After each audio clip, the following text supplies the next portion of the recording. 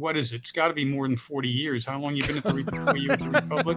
And 23. Just as interesting today as he was 40 years ago. And not only that, he's only 20 years older. That's the amazing thing.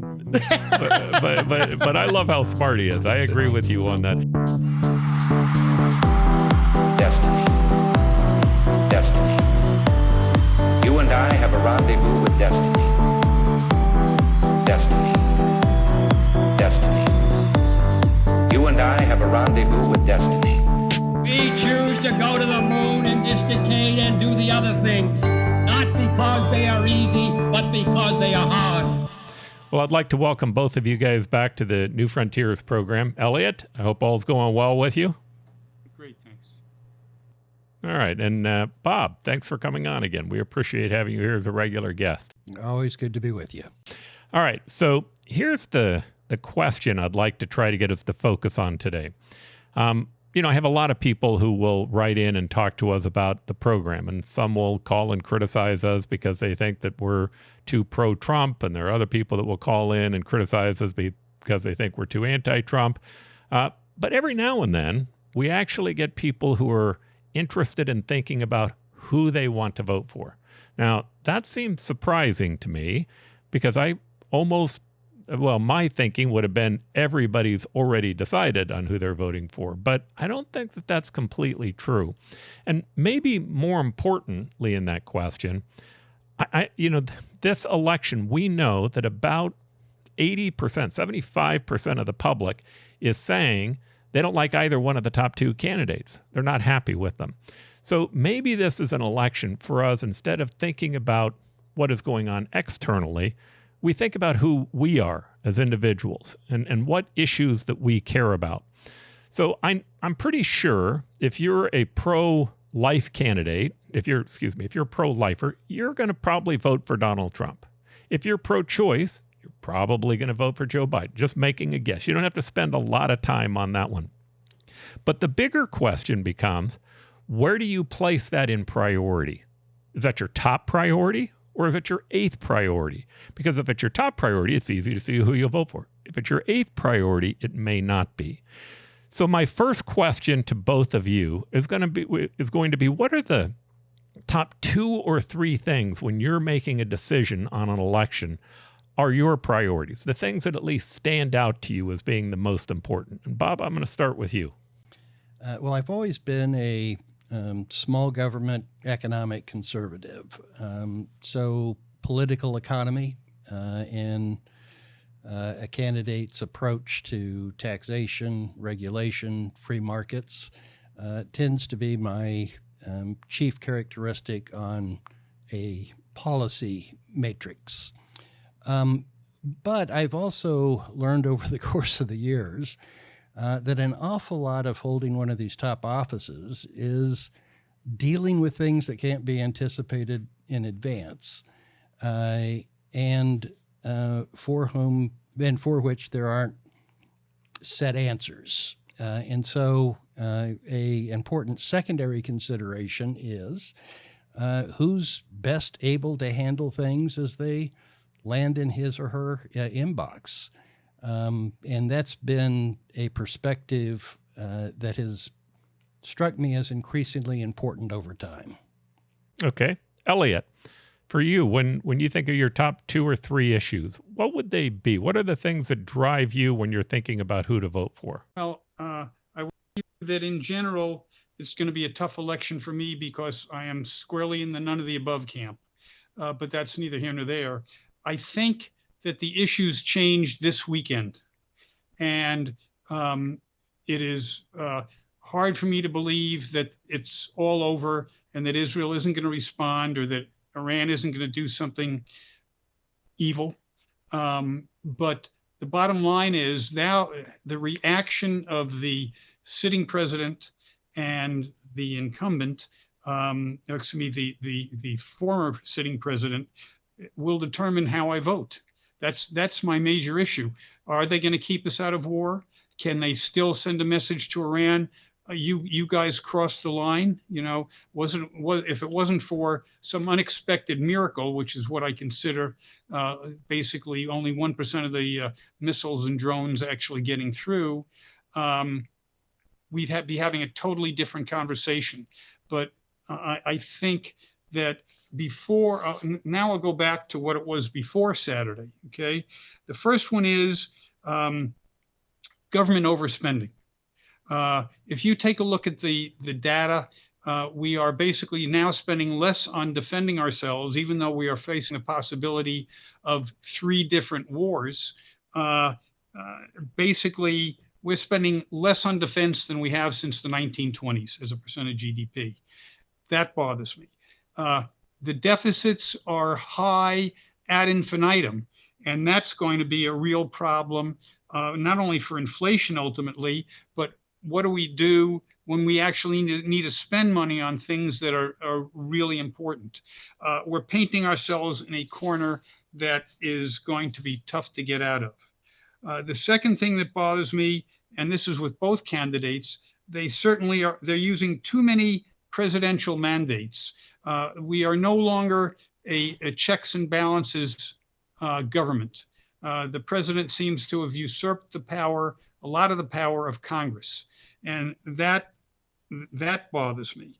The level of defense spending I mentioned, so that would have been the third. But again, now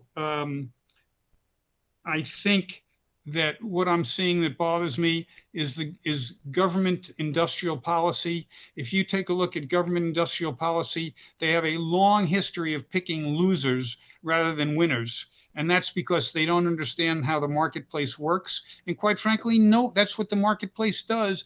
It picks winners and losers because individuals can't. And so those 3 things bother me. Abortion is a straw man. And I'll tell you why it's a straw man. Basically, I personally think the Supreme Court made the right decision. You now have, as Jefferson would have put it, 50 laboratories to see what's going to happen, and people will move from one laboratory to the other, just as they do in response to a tax policy of each individual state. And I'm not at all concerned about the fact that we've got an antiquated law in Arizona, which makes no sense because the Civil War was still going on when it was passed. That'll be resolved. The pressure from the public will force a resolution of that relatively quickly. And to make a big political issue like Roe versus Wade, the Supreme Court decision on that changed the world, that's nonsense. That'll all be worked out fairly shortly, and you'll have some states that basically have policies that you and I might consider draconian, and there'll be other states where the policies will be, if not draconian on the other side, at least not well thought out, at least in my opinion. But I can always move, and that's what makes America work. So those would be the things that are bothering me right now. But that was before Saturday, and now I'm just hoping to get through this without something really bad happening. All right. So we're going to hit on all these issues and how the candidates might see them. But Bob, you've done a good job in the past of analyzing the different let's just call it the sphere of different philosophies that people might have on the economy, from actually being a true pure market type of a system versus democratic capitalism, all the way over to socialism. And you've talked about how socialism oftentimes is an overused term, and you have concern about that. Talk to me about how you think different Americans might actually see that are in the fairway. Well, it is easier to characterize Biden's approach to political economy than it is Trump's. There is little question that he wants to transform America's political economy into a European-style social democracy, which is not the same thing as socialism. Europe is still largely consists of market economies, but there's greater attempts at government direction of the private sector economy and much more robust social welfare networks. And that is the direction in which Biden has been trying to move the country and would continue to try to move the country if he were reelected. With respect to Donald Trump, it's more of an uncertainty. The one economic principle that I think he firmly and will consistently believe in and support is protectionist trade. He regards the balance of trade, mistakenly in my judgment, as a scorecard. If your exports exceed your imports, you're winning. If your imports exceed your exports, you're losing. Much like a mercantilist strategy. Absolutely. And he has said that he would impose an across-the-board additional tariff in addition to the targeted tariffs that he adopted when he was president and that Biden hasn't really disturbed. He was a principal driver of driving down America's corporate income tax rate, which was one of the highest of all the industrialized democracies in the world. We're now more towards the middle, a little below the middle. Biden wants to increase that back above the middle.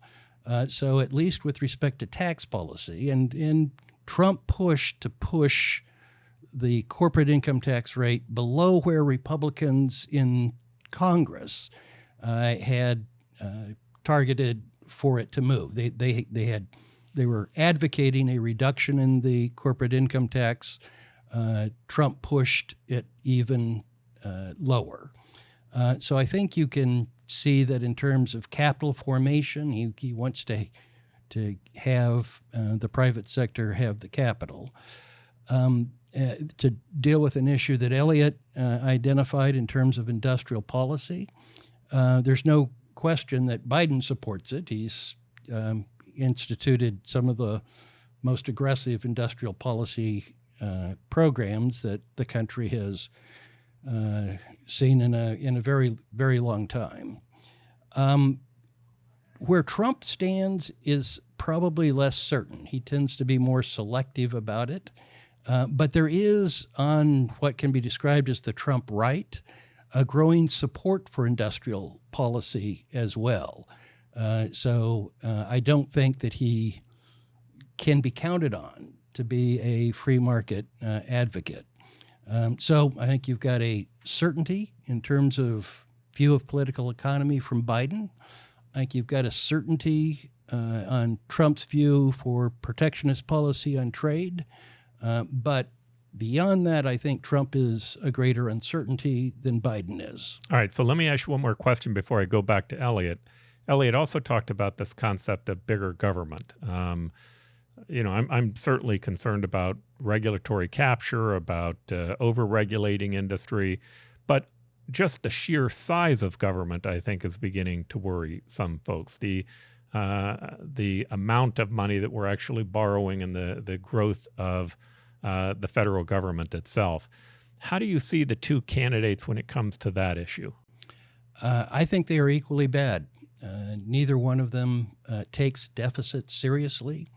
Neither one of them are willing to take on the political challenge of actually doing something meaningfully about it. Both of them have declared entitlement reform, which is the only way that you can bring deficits to a less damaging level. They both declared it off the table. Mm-hmm. So in terms of fiscal responsibility, I think both of them are equally bad, and both of their tenures were pretty much equally bad.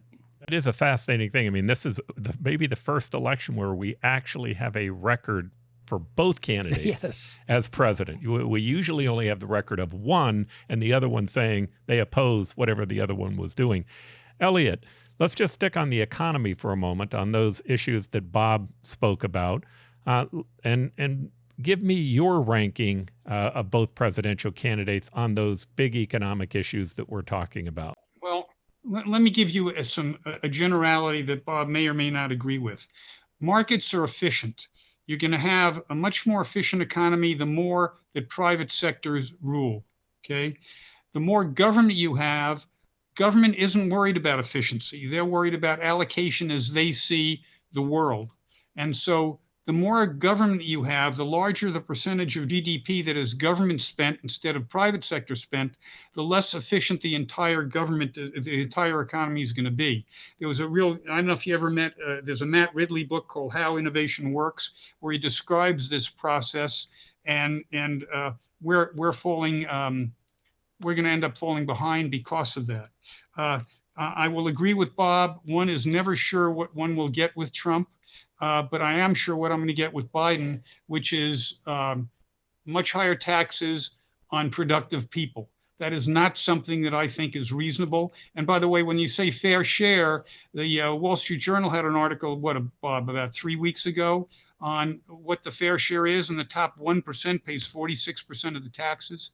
And the bottom half actually gets money back, doesn't pay any taxes. Net, with government transfer payments, they are getting money. So that's why Obama and Biden now use this fair share, but they will never talk about what the number actually is, because the number is absurdly high relative to virtually any place else in the world. Second thing is, I agree with you on the deficit. Some point, I'm not sure when it is, but at some point it's going to come back and bite us. But I thought you'd be interested in these numbers. I happen to run them today. In 2021, the entire growth of GDP came from deficit spending. In 2022, about 2/3 of the entire growth in the economy came from deficit spending. In 2023, 100% of the growth in the economy came from deficit spending. So if you want to know where the recession was, the government simply covered it up by the huge amounts of money they put in well after the economy had recovered. And that basically includes the American Rescue Plan, the Infrastructure Investment and Jobs Act, and the one whose euphemism is the most ridiculous, the Inflation Reduction Act, which basically did not reduce inflation one bit. But that's neither here nor there. The bottom line is that the policies, I'm looking for the least bad policy, because I don't think we're going to get great policies out of either of these people. Okay. And so, Elliott, if you don't mind, especially those statistics you just gave us, the idea that most of our growth came from the deficit, what does that mean to you short-term and long-term? It means you went to the bank, borrowed a bunch of money, and went out and spent it and said, hey, I'm in great shape. The fact is, sooner or later, you have to pay it back. It's not a way you can run a country. Deficits are huge compared to anything historical. And like I said, even the government projections, which tend to be low, let me pull those up, show that we're going to run massive deficits, more than we ran in 2008, 9, and 10, and more than we ran in any years except 2020 and 21, as far as the eye can see. So it's a major problem. I don't know. We are the prettiest house on an ugly block. I don't know at what point money markets say, we're not doing this anymore, and you're going to have to pay us a lot more, and otherwise we're going to have problems. The real idiocy came when in 2020 and 21, you could have financed the deficit for 100 years at 150 basis points, kicking the country, the problem down the road and letting us basically grow our way out of it if we're paying 1.5% interest rates. Now we have interest on the debt, which is more than doubled and is likely to go up again this year. And we're just digging a bigger and bigger hole. So whatever retribution there is by the marketplace will happen sooner rather than later. Bob apparently has a lot more respect for government policy than I do. With a few exceptions, I find it strange from an economic standpoint. Yeah, I don't know that Bob does. I think, and I know, Elliott, you're having a little bit of hard time hearing us completely. Yeah. But Bob, go ahead and give your defense on that one. Well, I'm a small government, free market conservative, and I agreed wholeheartedly with your initial observation. that the more money that's spent by government, the less that's available in the productive private sector. And that is where economic progress and rising living standards occur. And I think what you were trying to do is you were answering my question, which was help me think about the continuum.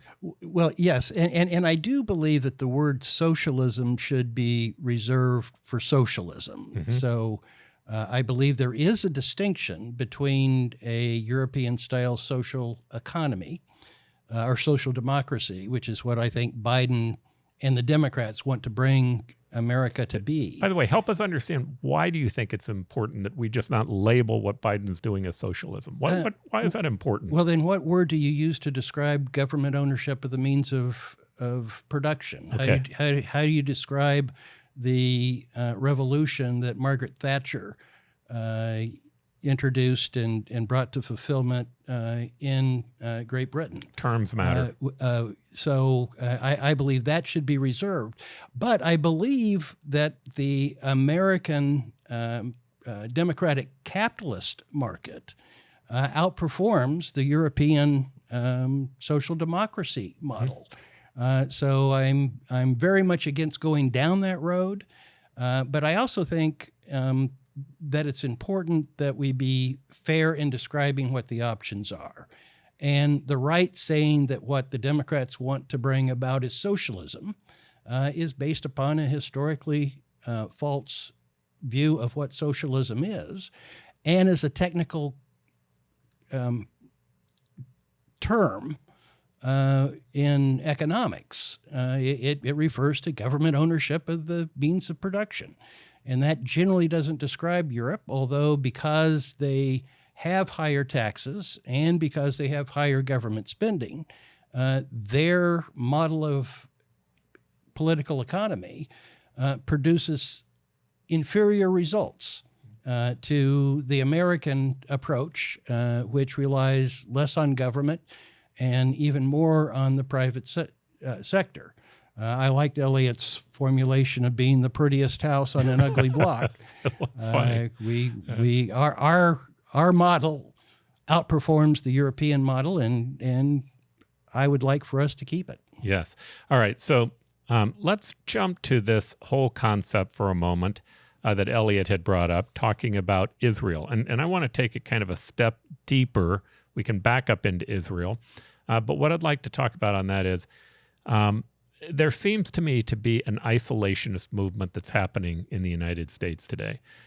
It's interesting to me because I think that movement used to be more on the left than the right, but I think it's more on the right today than the left, although I don't think that it is totally binary. I think that there are groups on both sides that are pushing that.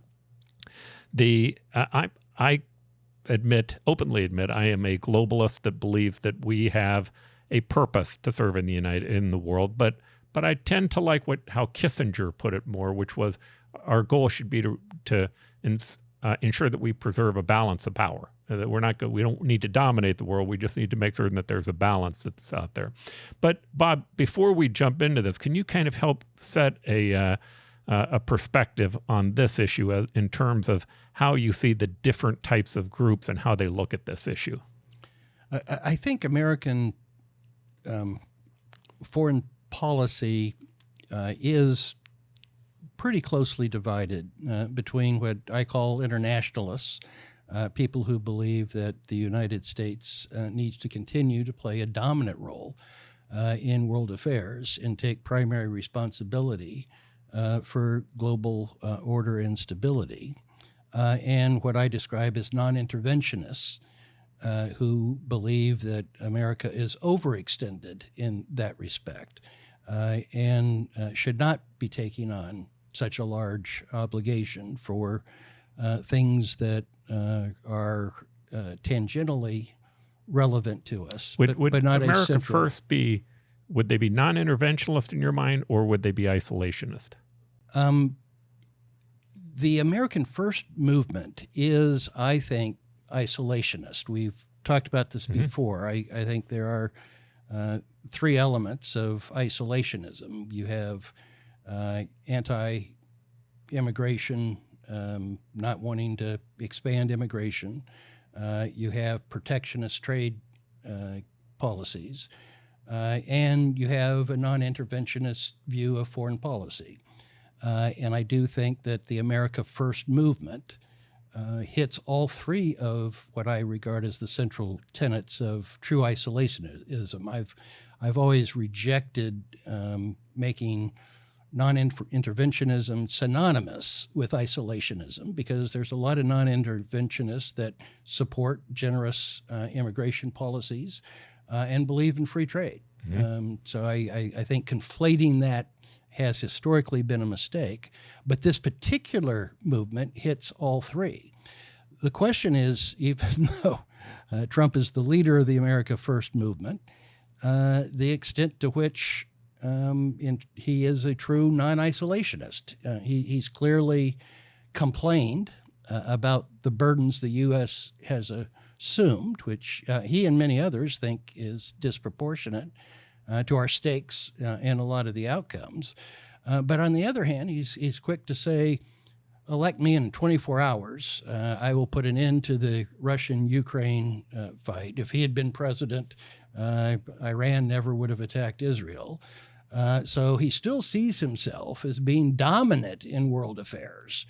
And so there's an interesting dichotomy in how he perceives himself and how he might operate as president, and the movement of which he's a titular head that has definite non-interventionist. All right. So before I go to instincts. Elliott on this, I want to ask you, let's look back at Trump's policies and Biden's policies. And if you were picking, not in terms of what Trump says, because I hear oftentimes he says some things that his administration did not agree with, whether I assume it was his administration, but they were the people working for him. He oftentimes acted in a way that was much different from what he said. I'm seeing that with Biden also. I'm seeing him make comments about what we should be doing in Israel, but yet he's doing massive funding.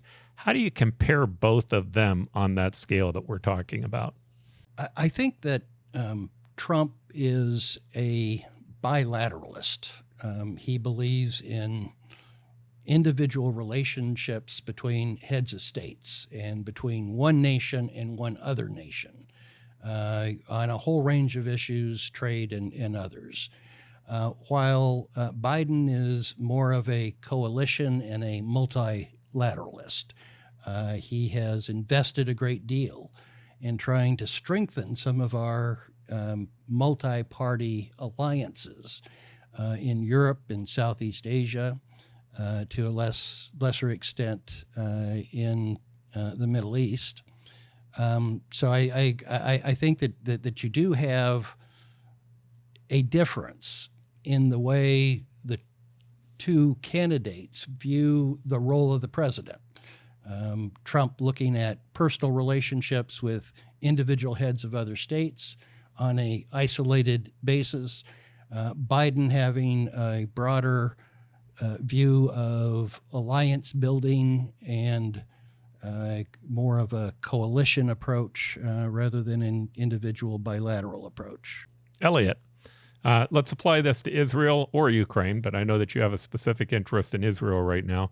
Talk to me about how you see both of them on that issue if we look at past policies. Maybe not what they're saying today, but their actual policies. Again, it's whether Congress is going to fund them. Was I impressed with what Biden did this weekend? Yeah, absolutely. He saved tens of thousands of lives and is to be congratulated for that. To expect Israel to basically be a couple of inches away from annihilation and not think anything of it is folly. And so I expect Israel to do something. I think they'd be crazy if they didn't. That being said, as a general rule, we live in a world where there are bad people. Okay, I don't think that you can be Neville Chamberlain and think, peace in our time. It's not going to happen. Certainly not going to happen in the Mideast. So I think it's much better for our enemies to fear us than to try to play kumbaya with them. And the only way they're going to fear us is if we're the toughest SOB in the valley. And we are no longer that person with that country. And that has me very concerned. And do you think that that's something that happened in the last 4 years or the last 20? 20. Yeah, me too. Yeah. The whole idea of a deterrence, we talked about this in a past program. Deterrence is the one unifying force that brings together kind of the right and the left, if they both think about it. If we can focus on having a strong defense, both nuclear policy as well as a general military policy, it becomes more likely that less people will mess with us. And that was in the discussion that we had on the committee that John Kyle was at least the co-chairman of. So Bob, from your standpoint, when you're watching what's happening in Israel, we're now kind of threading this fine line. One of the things that I've noticed, it seems to me that Biden and Trump are both in a race politically for the same Muslim vote in Michigan. Right? I noticed that Biden will say something that says, hey, we need to try to find peace. And then Trump will say, I think Israel overreacted. And I think what they're both doing, candidly, is they're both just going for that very small, narrow Muslim vote, knowing that if one of the two of them can peel it off, they probably can win Michigan. But it doesn't relate to either one of their policies. I mean, Trump, when he says, hey, these people won't know what I'm going to do, and that's going to scare them into doing the right thing. Well, that's not what the Muslim vote down there is looking for either. And at the same time, Biden has been funding this effort. From everything I've seen, he keeps saying that he wants to see moderation, then he keeps making certain that Israel's funded. How do you view that whole thing? My chief concern is that we let Israel make the decisions regarding its own strategic and sovereign interests. And it serves neither the U.S. interest nor the Israeli interest for the United States to be thought accountable or responsible for what Israel decides to do in its own defense. And so I've been extremely bothered by Biden assuming the role of trying to micromanage Israel's response to one truly devastating attack, and another one that I think was actually calculated by the Iranians not to be particularly effective. I think Trump would be less likely to assume that role, but it would depend upon how he personally perceived the politics and a sense of personal honor.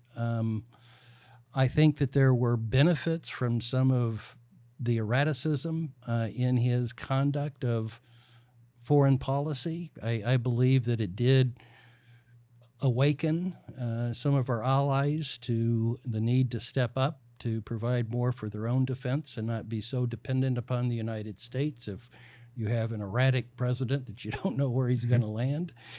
But erraticism is not a good basis for foreign policy on an ongoing basis. So I think that there are things for Israel to think about. What they do in Gaza will influence the attitudes and sentiments of a generation of Gazians that they will have to live next to. The extent to which they want to move their proxy battle with Iran into a direct confrontation with Iran, I think, is a very fraught question. But to me, the important thing is for the United States, while providing support for Israel to do what it decides it wants to do, to make it clear that it is Israel's decision, and get out of this role of being, that I think serves neither country's interest, of being held accountable or responsible for the decisions that Israel makes. And that seems to me, I'll let you answer this and then Elliott, because I know Elliott has a deep concern about the two-state solution. A disclosure first, I support the two-state solution, but I have caveats, right? My caveats are what you both were talking about a moment ago. I agree with your economic assessment of what's important for the United States. I know that a lot of people don't, but I thought that the discussion was really good because it gives people the ability to see Trump and Biden from your perspective so they can think about it from their own perspective. But those principles that you're talking about in a free market over and again have produced prosperity, over and again. But it includes civil rights, equal rights, human rights, property rights, free markets, free elections. There's a whole series of factors that go into it. So we somehow or another have bought into this concept of Orientalism where we think, well, all values are relative. They're just relative to the society. And the answer to that is that's not true, right? Somebody who murders their daughter because they embarrass the family for being raped, that value is not equal to our values. They're just not. The idea that free markets can fall underneath an authoritarian who can make all the decisions for a marketplace, it's not a better value. They don't work as well. The challenge is if we just go back with the two-state solution and put a radical jihadist group in charge of it, they're going to rape this group just like the last three guys did who took $11 billion and went to Qatar with. I mean, it won't work. So you have to start by helping them create prosperity. Now, the problem with that is they will immediately say, one, you're trying to tell us what values we should adopt. And two, somebody's going to have to oversee it. You need a court system that will oversee it. We did it with Japan and Germany, but it took us 30 or 40 years and a lot of money to be able to make that work. So the question becomes, if we get involved in saying, we want a two-state solution, and we just say we want a two-state solution, we're going to impose one, we're going to be kind of the ones left holding the bag to try to figure out how to make that work. Does that fall in line with what you're saying? It does, the last part of it. And I agree with everything that you said leading up to it. There are sharp differences in values, and some are better than others. But I do believe that the United States should not be trying to resolve the antagonism between Israel and their Palestinian neighbors. There simply isn't a partner for peace among the Palestinians right now for the Israelis to engage in. And for us to try to force feed that before indigenous conditions create the preconditions for peace, I think would be a terrible strategic error. And again, it puts the United States in the position of being held accountable and responsible, in this case, not only for what the Israelis do, but now we assume another foster child in terms of whatever the Palestinian state would turn into. I agree with you that the key for a better future for the Palestinians is a higher degree of economic integration and interaction with a very dynamic Israeli economy. Paradoxically, before the Oslo Accords, there was a greater degree of economic integration and interaction between the Palestinians and the Israelis, and a period of time of increasing living standards for the Palestinians, turning it into a political, where you had a pretend state with the Palestinian Authority, ended up being a setback because there isn't in the leadership cadre people who genuinely want peace, and that's a precondition for having a two-state solution. I agree with virtually everything Bob said. I think it was a huge mistake for us to get in the middle of that. I believe the two-state solution, which has been offered 5 times since 1948, will not work. The Golden Nair quote, we'll have peace when they love their children more than they hate us. And right now, there's no way it's going to work. It will work if they basically say, we disagree with these people, we have all these problems, but you know what, we're going to try to put this behind us, which basically took 100 years in America after the Civil War. So it's not going to happen tomorrow. But if there's an integration of the economies and they see their standard of living increase, basically that'll go a long way, as long as they're not taught to kill Jews in school. My thing is, with Gaza, where's the Chamber of Commerce? Where's the resorts that should have been built there? Where are the things that go with having a country that is basically economically viable? It doesn't exist. So to say that Gaza is a country capable of standing on its own, I think is terribly naive. Could it in a short period of time? Yes, but they have to learn to cooperate and live with the Israelis, who aren't going anywhere. As long as their goal is to eradicate Israelis and Jews, it's folly. To return to the Trump-Biden question, I think Biden is much more likely to try to impose a two-state solution on Israel than Trump is. I think Trump would tend to be more deferential. That's a strange word to associate with Trump. That would tend to be more deferential to Israeli sentiment and less likely to try to pressure Israel into a two-state solution than Biden would be. Elliott, do you agree with that?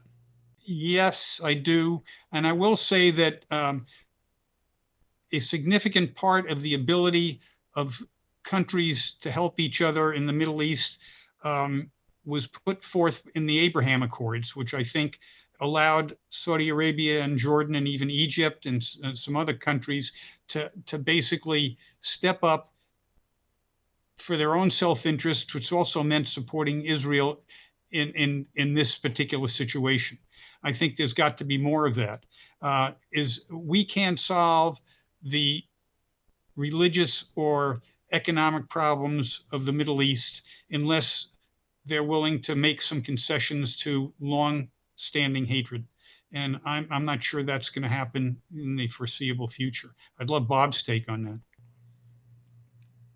I don't see it happening in the foreseeable future either. And I think one of the calculations for Israel is the extent to which what they need to do to eradicate Hamas or degrade Hamas to the maximum extent possible embitters an entire generation of Gazians and makes ultimately getting to that point even more difficult. But again, I don't believe that's a calculation or a consideration for the United States to weigh in on. I think it's a consideration and calculation for Israel to make on its own.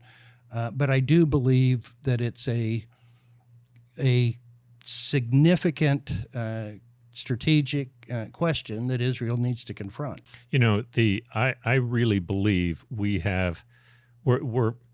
hear all these terms today, right? The global South, multipolarism, the golden billion, right? There are these terms that are all designed to talk about the United States being this place that has been dominating the world unfairly, right? And so if we just had a multipolar world, things would be better. Of course, they don't really mean like a multipolar world where a country like France might have a say. The polars are us, Russia, China, and Iran, right? That to them are the poles that they think are important. And they know that if we just pulled out, that they would have a better chance of dominating. But it is interesting that you can't deny that we've been spending less year after year on our Navy and on our military, at least in terms of the percentage of what's happening in military expenditures around the world. China's growing, we're shrinking on a percentage basis. Understanding that that's true, the only way we're going to be able to keep, in my opinion, this world order that we've had that isn't based on hierarchy, but that instead is based on the rule of law, are allies. You have to have allies in the fight. We need Europe to be our ally. Ukraine is an ally that seems to me to make strategic sense. Taiwan is an ally. Israel is an ally in that process. And if you're going to have real allies, what you really want is not to go in and take care of them, not to protect them, not to make certain that there aren't any problems, but to actually partner with them, where they have some responsibility in the process. We respect the fact that they have values that are similar to ours. We may help them out financially. We may help them out with actual military equipment, but they have a role to play as well. And if you're going to let them play that role, you can't dictate all the terms. That's true. And I firmly believe that the geopolitical challenge of our time is the conflict between democratic capitalism and authoritarianism. And returning to the question of Biden versus Trump, I believe Biden understands that and is motivated by it more than Trump. I don't think Trump sees the world in those terms. He sees it in more of a transactional head of state to head of state term. But we almost need a scorecard with you to figure out kind of Trump point and then Biden point. Elliott. I will tell you that I have known Bob for, what is it? It's got to be more than 40 years. How long you been at the Republic? And 23. Just as interesting today as he was 40 years ago. And not only that, he's only 20 years older. That's the amazing thing. but I love how smart he is. I agree with you on that. And you know what? Well, between the two of you guys, you both had a massive influence. Maybe it was even changing me. But anyway, in my evolution politically. So thanks, Elliott. All right. So Bob, I'd like to examine this question, and maybe you can help me think about this. So I put free markets right up at the top. I put the democratic capitalism over authoritarianism right up at the top. The role that the United States needs to play in building with our allies. It's a big issue. I will admit I've never had the issue that I care about this year is different than the issue that I've cared about in past years, although I probably should have always been concerned about it. You know, I think about this concept of first principles. You hear that a lot spoken about in our company and in other companies throughout engineering processes, where people talk about, hey, figuring out what's true, get rid of all the other assumptions, figure out what's true, and build off of that. Well, it's interesting to me to think about first principles from a political standpoint, because sometimes we have to figure out, as you're going through this list that you have, you gave Trump a point on something, and then you gave Biden a point on something else. I thought you were very fair in your analysis to both of them, although you have said to me that during Biden's State of the Union speech, you were for him until he got done speaking. But so just shut up and you might win. Actually, that might be advice for both of them. Just shut up and you might win. But in any event, for me, in thinking about my first principles to help other people think about theirs, not that they adopt mine, but to think about how to prioritize things, I've gone back to saying, okay, so let's think about who we are.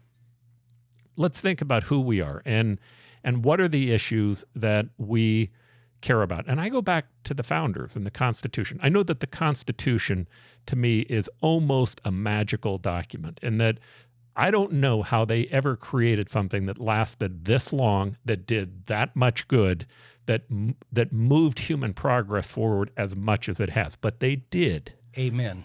And when I look at that, my guess in reading about them is they started with this concept that they put into the Declaration of Independence, that all men are created equal. Now, that probably didn't have as much of a civil rights tinge to it back then as it did. Well, if everybody's equal, how can you have a king? How can you have somebody more equal and other people less equal, right? And that was an important concept to them. They were able to figure that out by saying, well, let's start with this. We're going to have an elections. And the people who are in office are going to have to go out and ask the voters for their vote. And by doing so, they work for them. They're going to be empowered by them. And then the second thing that they did in the Constitution was to say, no one person has total control. We're going to disperse this power, not just over the House, the Senate, the president, the judiciary, but also state governments and local governments and school districts. It was a dispersal of power. Those concepts built in, to me, are essential to keeping those democratic capitalism views that we have. I mean, they didn't put Adam Smith's views into the Constitution. It was the obvious that they would adopt it because his economic theory was the closest to what they were talking about, and because they saw that the mercantilist strategy of the British wasn't working. But they really started with those three. For me, those three issues have moved up in my priority.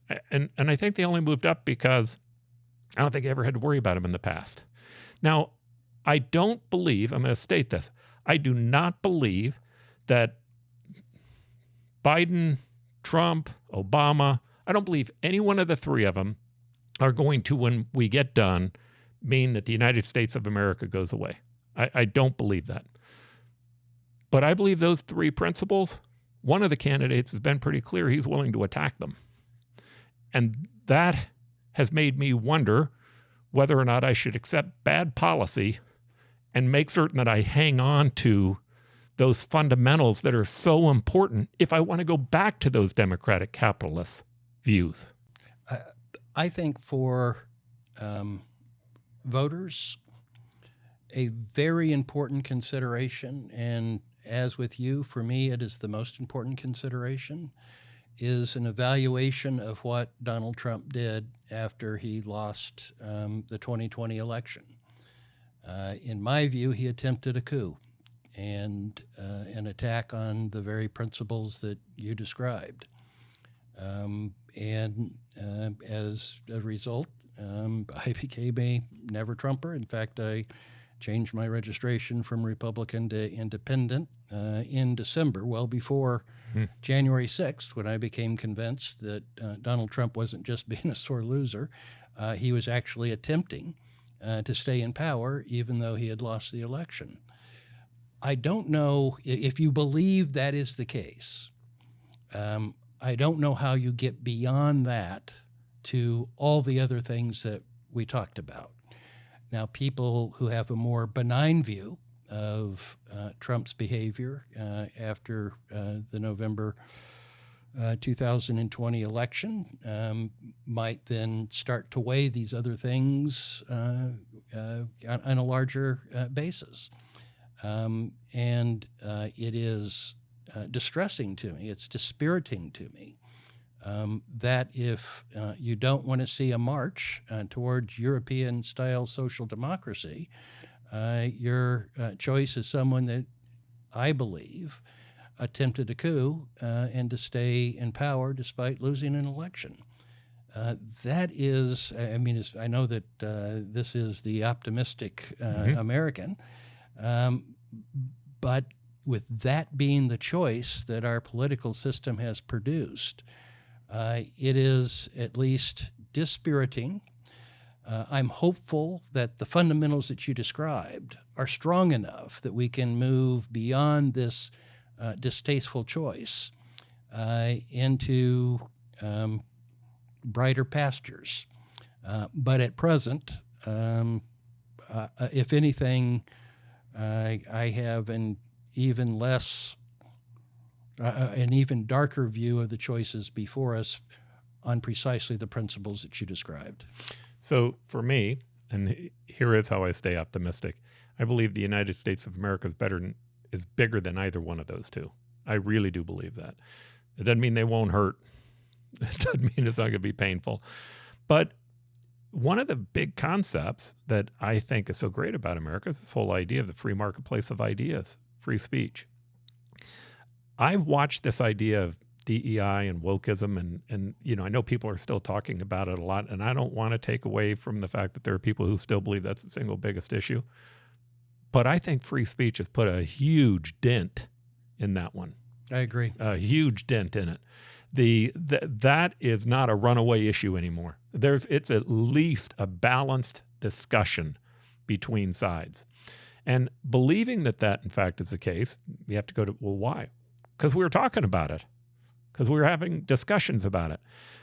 I think the key is, the reality is, people like you, people like Elliott, you're going to be kind of like the government in exile. The reality is you're not going to have a home.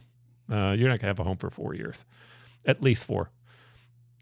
But if you keep speaking up and you keep talking about the issues, if you're allowed to keep speaking up, which to me goes back to that first principle issue for me, again, I don't believe either of these candidates can overthrow the United States of America. But I know one of them was willing to try. And that to me says, as long as we keep talking about this, we actually can make movement on it. One point of optimism might be this. Those of us who are politically homeless now hold the balance of power, particularly in Arizona, where you and I reside, but also throughout the country in the swing states. It's those who don't like the choice, those who don't feel comfortable in either political party right now, even though they may remain registered in one of the other parties, will decide the outcome of this election, the outcome of U.S. Senate races. And so while we may feel politically homeless, in fact, we hold the power. Now, you made a beautiful, you created a beautiful article, I thought, the other day on this whole issue of the pro-choice versus pro-life issue. What I loved about the article was you spoke about this law that passed in 1860. By the way, I think you're more pro-life and I'm more pro-choice. But nonetheless, this archaic law that passed a long time ago, that the courts didn't say, we endorse it and think that's a great thought. They said, that's the law. It's the law because that's what passed. By the way, it seems kind of surprising to me, but I actually think there's merit to that. The way to overturn that is there's an initiative coming up. That initiative will overturn it. But one of the key factors that I think that we have to be successful in dealing with what is going on this movement that is becoming more pro-authoritarian, not just here locally, but around the world, is don't be like them. Right? Value those values that we have here, and the rule of law is one of them. Can you talk about that and put that into perspective of what we've been talking about and what you spoke about in your article? Sure. So Hayek defined the rule of law. He was dealing from an economic point of view, but I think it has broader application, is that the rules are known in advance and they are applied equally to all actors. And they aren't arbitrary and capricious. They aren't something that you get surprised with or something that applies to person A but not to person B. And I thought there were, in the whole abortion discussion, a couple of disturbing undermining of the rule of law. There is a retention election developing against two of the justices who agreed with the decision to uphold the Arizona abortion law, or to say that the Arizona abortion law that prevails is that which prohibits all abortions except to save the life of the mother. I don't think there was any way for a judge to apply the rule of law and come to a different conclusion, because the rule of law includes that it is the legislature that establishes the law, not the judiciary, and the legislature had adopted language that expressly said, if Roe goes away, this is the result that we want. The court even went so far as to say, while we find that, we understand that there may be other legal grounds, both state and federal, to challenge the legitimacy of that law now that it has come back into effect because of the Dobbs decision. And so we're going to delay the effective date of our ruling to permit those other legal attacks to be made. So it was just judges doing what judges do. And an independent judiciary is a bulwark of the rule of law. And while I think there is such a thing as judicial philosophy and the body politic should be able to influence that indirectly over time through the appointment process, it undermines the rule of law and the ability of, as protected by an independent judiciary, if judges are held politically accountable for individual decisions that they make. And Arizona has a form of retention election where judges come up for a public vote, and there are people who are saying, we're going to go after those two judges, when their ire should be directed at the legislators who created the law that the judges correctly said was in effect. So I think that is a lack of appreciation for the rule of law and an undermining of it. In reaction to it coming back into effect, or Roe going away, Governor Katie Hobbs issued an executive order saying that she was going to vest our Attorney General, Chris Mays, with complete authority over all abortion law-related matters. And Chris Mays announced that she was going to enforce no abortion laws whatsoever. In a subsequent interview, she made clear that that included abortion laws that had been upheld, even under Roe. Well, it undermines the rule of law if a prosecutor says, not only am I not going to enforce these laws, but I'm going to arrange so no one else can enforce them either. Well, going back to Hayek's formulation, that's not knowing the rules in advance. That's not applying them equally to all parties. It is a single politician, one who's not governor, one who's not a legislator, one who's not supposed to be involved in the policy-making process, arrogating to herself 100% control over all abortion laws and saying we're enforcing none of them. I really, and I believe that there's an almost equal lack of respect and appreciation and understanding for what constitutes the rule of law on the right. I truly believe that, and it's buttressed by the separation of powers that you described. That's part of it.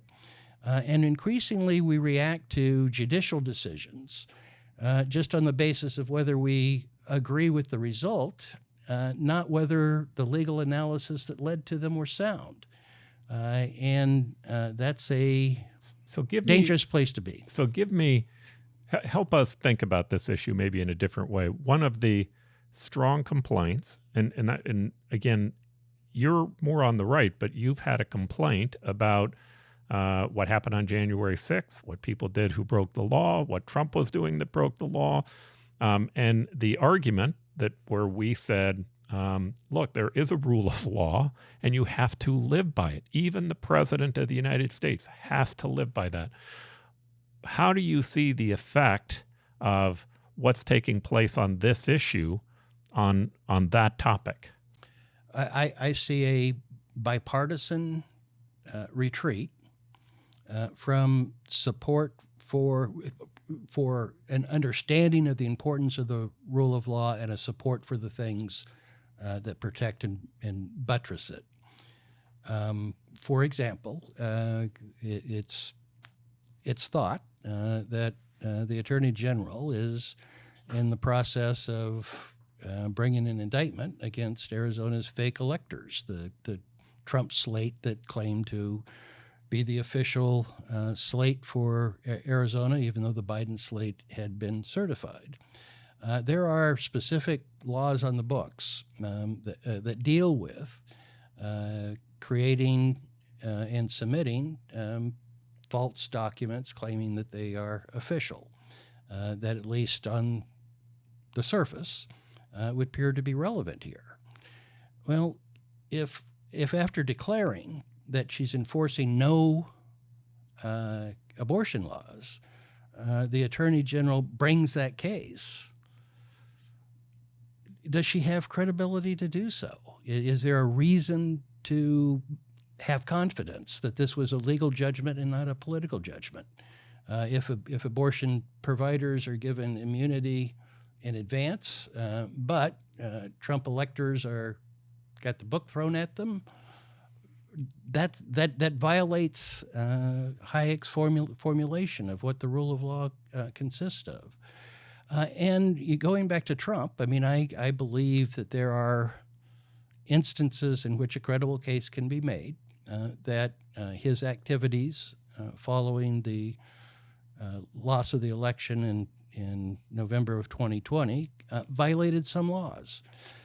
But you also undermine the rule of law if you overcharge. Mm-hmm. And I think what happened in Georgia is a great example of that.